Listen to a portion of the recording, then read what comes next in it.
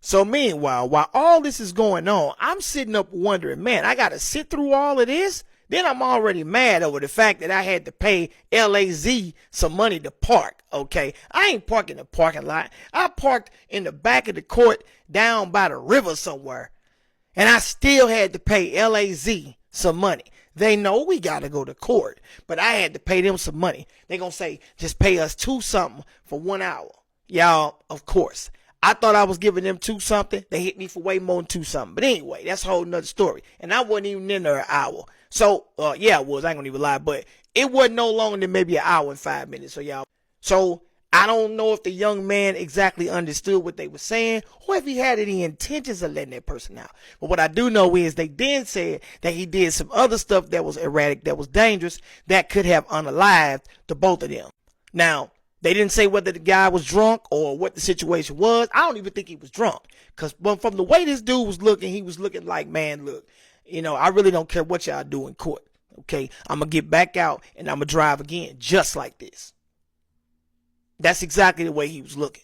Then, y'all, at that time, you hear the police officer, they call him up there. Now, mind you, the judge is standing right next to this young man. Okay, then there's like a TV back there with an interpreter on the TV. Okay, and everybody's huddled around looking at this young man as if he's an exhibit or something. I don't know, but they all standing there. Okay, and so the judge calls up the police officer that responded to everything. So the police officer pops up. Okay, the police officer, he postures himself. Now, the first thing I notice is that he did not have a neck. Now, I'm not saying that to be funny or nothing. I'm just saying that's the first thing that I noticed is that he didn't have a neck, okay? And then the very next thing I noticed is that, he started to tell what was going on. But when he started, he was like, see, cause, okay, so it started out like, okay, so that day I pulled, and then once he did that, the first thing I thought to myself, look, he lying already. You know what I'm saying? I look at my criminal guy, he looking at him like, man, Then he was looking like, oh well, ¿qué pasa? And go with whatever. Man, I had no clue. So, y'all, they got to talking about what this man was in there for. Now, I'm sitting and listening to this in astonishment, okay? So, my man's apparently was an Uber driver. He was driving, he was doing something that spooked the person in the back seat. Person in the back seat started to panic, okay? They started to text other people and say something funny was going on, whatever have you, and they wanted out, okay? Y'all, then I hear the judge say, well, see, I want to help him. I want to help him out, but what he did was just so bad, okay?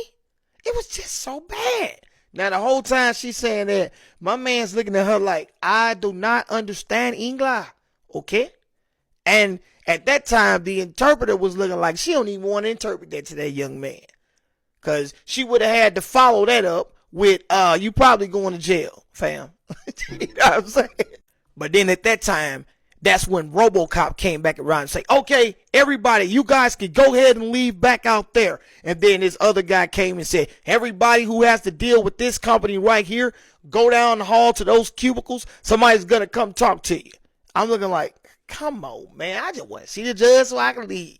So I was like, okay. So I walk on down the hall, sit down in the chair. Okay. Some lady comes up, she was a YT lady, but she was cool people. She comes up, you know what I'm saying? She explained to me what was going on. And I'm like, it's all good. I already know it was a mix up. I got you. You know what I'm saying? So I went on here and signed the paper. I had to keep it smooth and pimping so I can get on down. I ain't have time to be there all day. So I had to get to some bread. It's cold outside and I'm just trying to get in and get out. You feel me?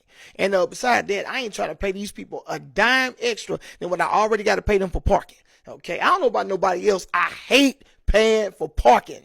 Man, I'm telling you, bro. I damn near rather pay to go to the zoo than to pay for parking. And then that's even messed up because even at the zoo, you paying for parking whether you know it or not. I don't know why I made that comparison, but I did. But let's just run with it. So, y'all, the lady was like, hey, you want to get up and let me sit in that seat? I looked at her like, no. I mean, dead serious. I know it was probably rude, okay, and some people will say, you wrong for that. Guess what? Then I'm just wrong, okay, and I don't want to be right. But then I was like, nah, not get up, She was like, yeah, when you get up, I'm going to get it. And then that's when I was like, nah, I'm going to take it with me. Then I could tell y'all she was puzzled the way she looked at me. But nevertheless, she looked at me like, good buddy, go ahead and sign this paper. So I scribbled something down, and then boom, I made a dash. All right. I had to go back out into the cold, okay? I had to walk all the way back to the truck, okay?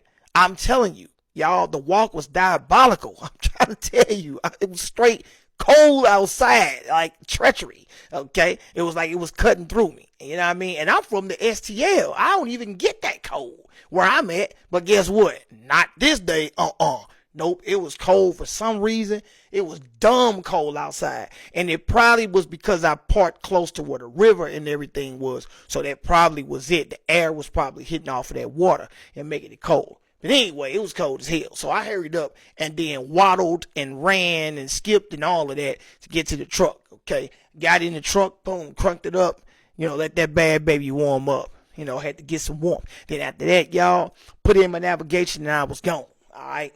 But that was just the first conquest. After I left there, I had to go do some other stuff, all right? I had to go way out somewhere to go try to make some money over here. I tried to make some money over there, and then I tried to make some money right here. And then at the same time, I was trying to make some other money around the way, you feel me? So I had to do all of what I had to do, and then I got done doing all of that, and then I finally got back. By the time I left from Lebanon, y'all, and got back to where I was getting to, it was dark outside. And it was so many people outside, y'all, it was crazy.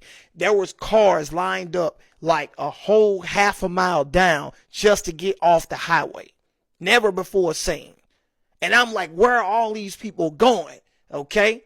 Didn't y'all hear it's going to be a storm? You know what? You know how you got those people that are just curious. They want to test the gangster of the Most High. That's exactly what's seeming to be going on, okay? People just out riding around, smiling, everything's great. It's finally gonna snow, and all that, all happy and whatnot. Just don't understand that there's gonna be ice under that snow, okay?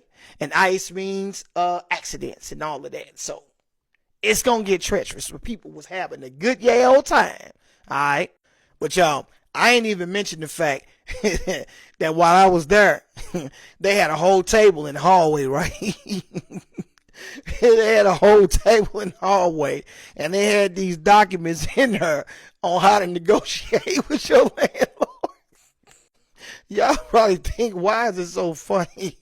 I mean, it's funny because they had to have some damn documentation out there. They had to have some stuff that you get the landlord to sign. They like, look, we don't even want to hear the matter in court no more. You just do it your damn self. And then this one sister, while me and old boy was talking, she came over. She got about 5 sheets of every paper. And then we looked at her like, damn, you got to talk to that landlord, huh? She broke out and said, oh, no, it ain't for me. Y'all, mind you, we was thinking that. We hadn't even say nothing to her. She just automatically said, no, it ain't for me. Like, hey, look, man, your business is your business. We don't know why you there. You know what I mean? You ain't got to prove nothing to us, man. But you know what, man? That's just us black people being proud and just us being us, okay? Because everybody was there to shell out some money. Or either you was there to try to get some money. It was one or the other. Or you was there and you just didn't know it or suspect it, but you was about to go to prison. You know what I'm saying? I guess you went out and said, hey, I'm going to try it. And then you went there, and then speaking of whatever judge you spoke to, that judge may have decided to go ahead and bless you with it. Do you hear me? But nevertheless, y'all, I didn't get any sleep before I went, so I was exhausted. I was tired. And by the grace and the blessing of the Most High, I did what I had to do. I got everything else done, and I got back home. Even though I kind of griped about it, I'm trying to work on that. I kind of griped about it because really it was my own fault because, hey, maybe if I wouldn't have done something to go to court, I wouldn't have had to worry about it. But anyway, y'all, that's it for me. I want to give a shout out to my man, 2 times turned up. You hear me? My man's be making them beats and he be doing the studio time. And I got to give a shout out to my man, Outsider. Y'all already know, man. You know how the Outsider get down, man. All right. The man got beats. The man got recording going on, you know what I mean? The man got management, all of that going on, man. So y'all might want to look him up, all right?